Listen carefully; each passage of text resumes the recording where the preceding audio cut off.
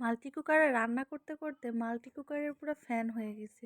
এই যে দেখুন আজকে মাত্র ১৫ মিনিটে গরুর মাংস রান্না করেছি। সো হ্যালো এভরিওয়ান, আসসালামু আলাইকুম।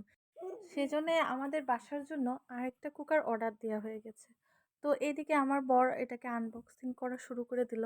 দেখলো যে সব কিছু পারফেক্টভাবে আছে কিনা।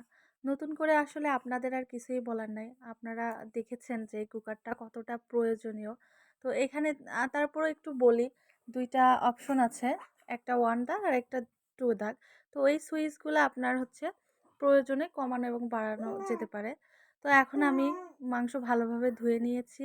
একে একে পেঁয়াজ কুচি, রসুন বাটা, আদা বাটা, জিরে বাটা এবং লবঙ্গ, গোলমরিচ, মরিচের গুঁড়া, হলুদের গুঁড়া সবকিছু দিয়ে ভালোভাবে মেখে নিয়েছি। তারপরে দেখুন এই যে কুকারে আমি দিয়ে দিয়েছিলাম।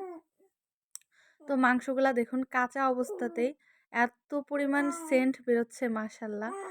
রান্না অসম্ভব সুন্দর। এই কুকারেরই গুণাগুণ আমি দেব অবশ্যই।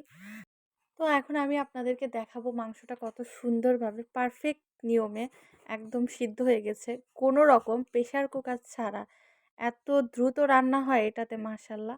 এখন আমি খেতে বসে যাব। এই যে একটু ভাত, একটা পেঁয়াজ, কাঁচামরিচ নিয়ে নিয়েছি। খেয়ে দেখবো কেমন হয়। মাশাল্লাহ, অপূর্ব সুন্দর।